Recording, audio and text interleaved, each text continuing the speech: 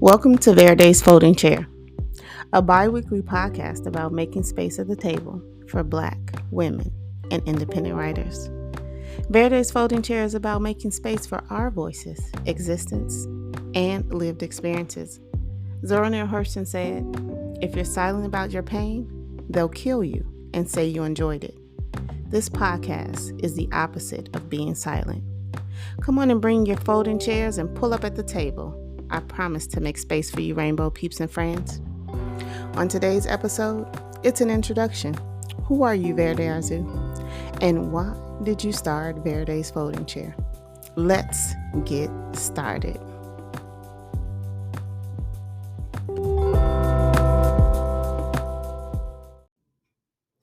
Who is Verde Arzu?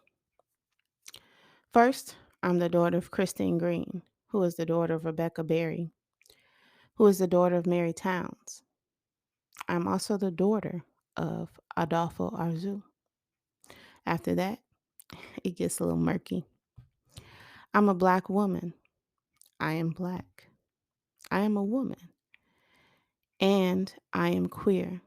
This is how I live my life every day.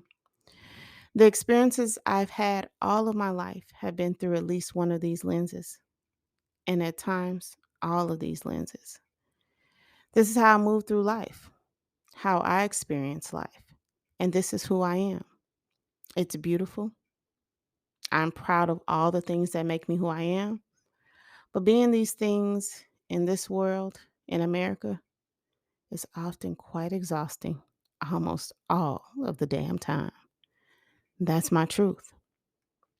I grew up on the west side of Chicago until I was 12. Then my mom moved us to the south side of Chicago, for what we thought would be a safer, better life. Anyway, those formidable years on the west side of Chicago were some of the best memories of my childhood. We lived in this huge brownstone building on Laverne in Washington. And in Chicago, these big ass buildings house like 50 apartments, maybe even more. Not even sure. I wonder if people who look like me still occupy these buildings in this area of town, or has that changed? Anyway, I digress. And back then, kids actually went outside and played. And just like the front of the building was connected, the back of the building was connected too. So all of these kids came outside and played in our backyard, which was nothing but concrete. Okay. There was no grass back there. Okay. But we played like there was grass. We played everything, every sport you can think of, every childhood game you can think of. Man, um, these were the best times because it was like what seemed like 1,000 kids playing in the backyard back there. It was just great. It was beautiful. The other reason these times remain special to me is because I went to this elementary school called Spencer Elementary. Shout out to Spencer. I don't know what Spencer is like now, but back during my K through 6 years, when I was in K through 6th grades, that's when I went to Spencer. It was the foundation to my education.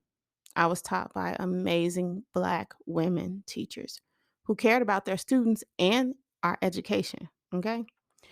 Every teacher I had was a Black woman. I think these women had a huge impact on me becoming a teacher. Um, so when people ask me where I'm from and I tell them Chicago, they always ask, as you know, what side? And even though I say South Side, my heart always travels back to those early years where I was a West Side girl. Since I can remember, I've been a writer though.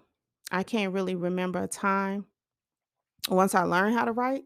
Shout out to moms for teaching me how to write. I mean, I can remember my mom teaching me how to write my letters and how patient she was and how she took time with me.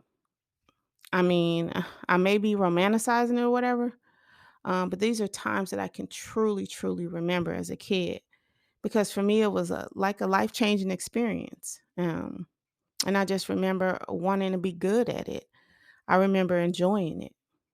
But yeah, ever since then, I've been writing. I've enjoyed writing.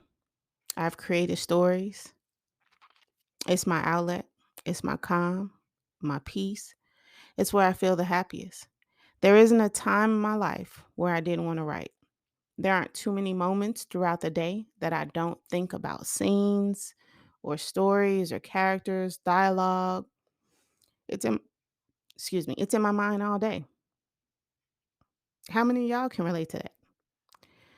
If you can, I think that's what they call your calling.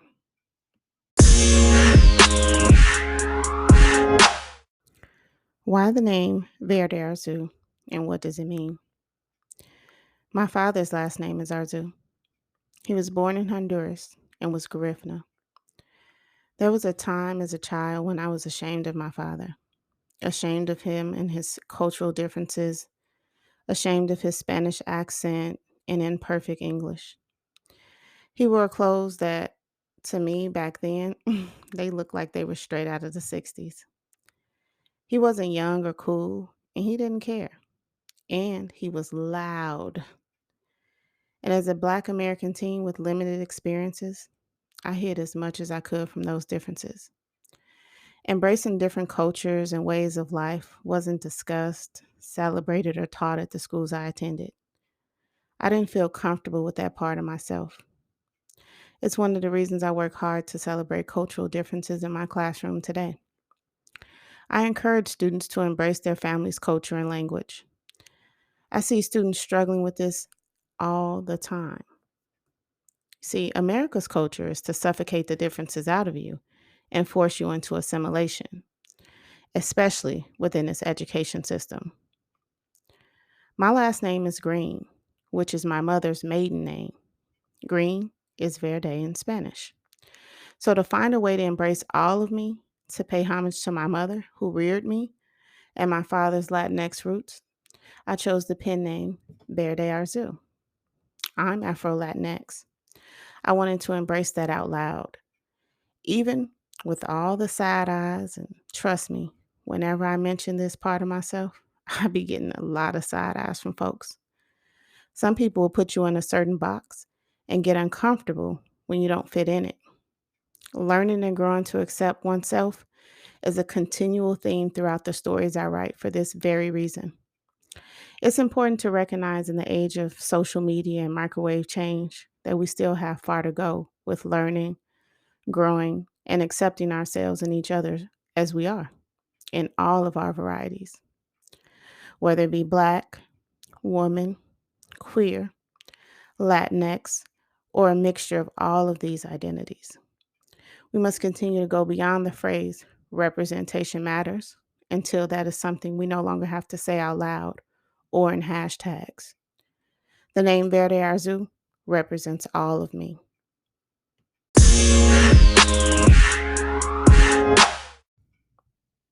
Why Verde's folding chair? I'm glad you asked. There's this documentary on Amazon. It's called Shirley Chisholm 72, Unbought and Unbossed. Now, to be honest, I didn't know that much about Shirley Chisholm. I knew she was the first African American congresswoman, and I knew she was the first woman to run for president of the United States. She's actually the first Black person and woman to run for president of the United States. She was a total badass. Beyond that, I really didn't know that much about Chisholm's story. And to be honest, I'm still getting to know her. I'm learning more about her every day. But while I watched this documentary on her experience and how she was treated, or should I say mistreated and disrespected and disregarded, it's because she was Black, dark skinned, and a woman. She intimidated so many people, so many men, Black men, people in her party who should have been supporting her, Black men who should have been supporting her, but instead stood in her way. She fought discrimination every day in every way, but it didn't stop her. So I'm watching a documentary like, this is crazy, yo. Not unbelievable, but just for me, it was just like, wow, I can't believe this is still our story today. So that's one of the main impressions her story left on me, that we have to fight for our space in this world. We have to be relentless about what we want. We have to be unapologetic and uncompromising. And by we, I mean Black women, all Black women. This is a fact. And we are the only ones who can and must fight to change this. And by this, I mean the power dynamic. Even within our own communities, we have to fight this. Watching Shirley Chisholm's story inspired me. I know there is so much I have to do in this world, and one of them is to tell my story, tell our stories, and just tell the stories, period. Okay? So that's where Verde's folding chair comes in. Shirley Chisholm once said, if they don't give you a seat at the table, bring a folding chair. No one is going to make space for me. Verde Arzu, Black, woman, and queer. So I have to bring a chair and make space for my damn self. There are millions of podcasts out there. I get it. They're popping up every day. Cool. I love it. And I'm going to be a part of those podcasts that are popping up. I'm making more space for folks like me. I'm not leaving that up to anyone else. And yes, there are some great Black queer women-led podcasts out there. I'm not suggesting that there aren't. I love listening to them. When I listen to them, you know what? I see myself. I hear myself. It feels good. It hits different when you feel among the represented and seen. I just want to be a part of that. So I introduce to you Verde's folding chair.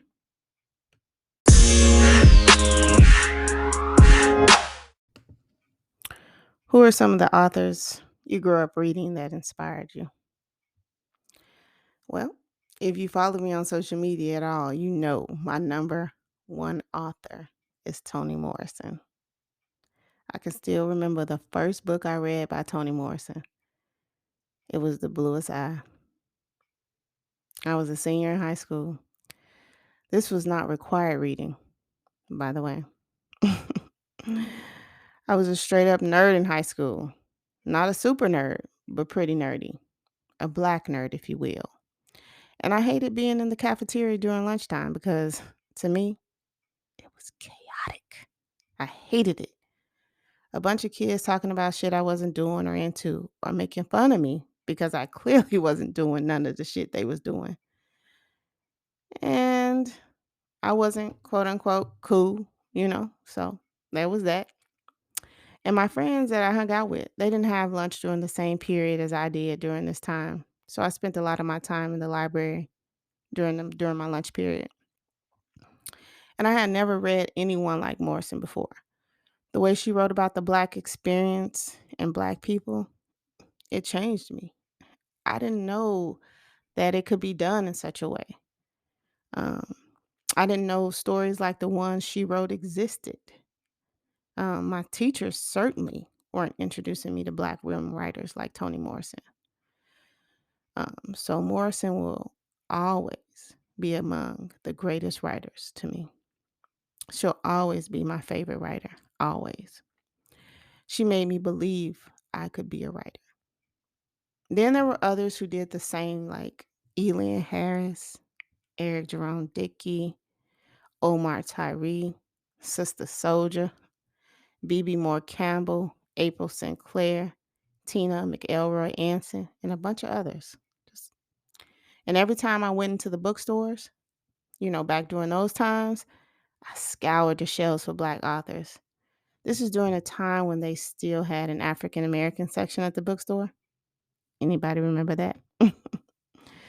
A very small and limited African American section, might I add. I was thirsty for stories and people that represented me. I didn't even realize at the time why, though. And it was because everything around me was white. I was just searching for myself in this world. Still am, to be quite honest. And throughout these episodes, I hope to dive more deeply into these artists and their impact on me as a writer. And I hope you tune in for that.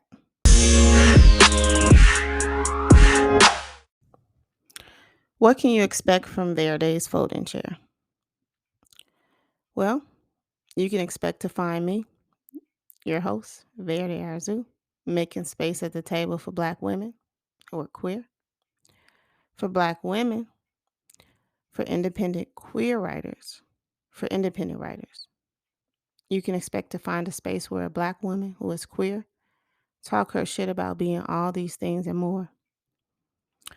Zora Neale Hurston said, "If you're silent about your pain, they'll kill you and say you enjoyed it." This is one powerful quote. So this podcast is about being the opposite of silent. We have to record our existence. We have to write our own stories. We have to tell our own stories. And we have to be loud about all of our experiences. We know what the history books teach when the hunter tells the story. Verde Arzu's folding chair, this podcast, the purpose is to make space for Black women. The purpose is to make space for Black women, queer writers, all right? Aspiring writers and independent artists.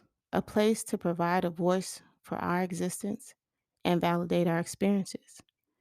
Verde's Folding Chair is a bi-weekly podcast where I discuss my ever-growing TBR list and readings.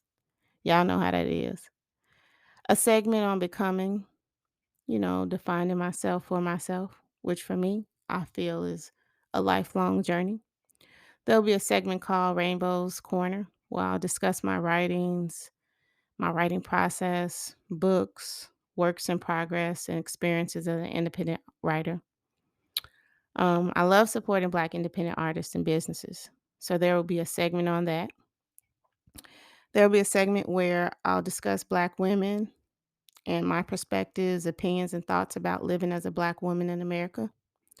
That's enough to talk about forever, okay? And finally, I'll end each show with a positive thought. I'm your host, Verde Arzu. Come on, bring your folding chairs and pull up at the table. I promise to make space for you, Rainbow Peeps and Friends. I got you.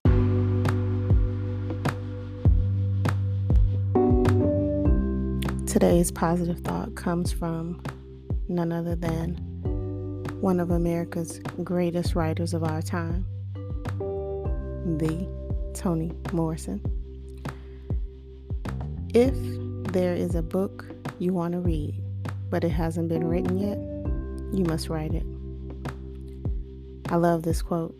It's a quote that inspires and motivates me to keep publishing my stories. I also think it's a quote that can relate to all parts of life. Be sure to join me on IG at the writer Verde Arzu, Twitter at Verde_Arzu,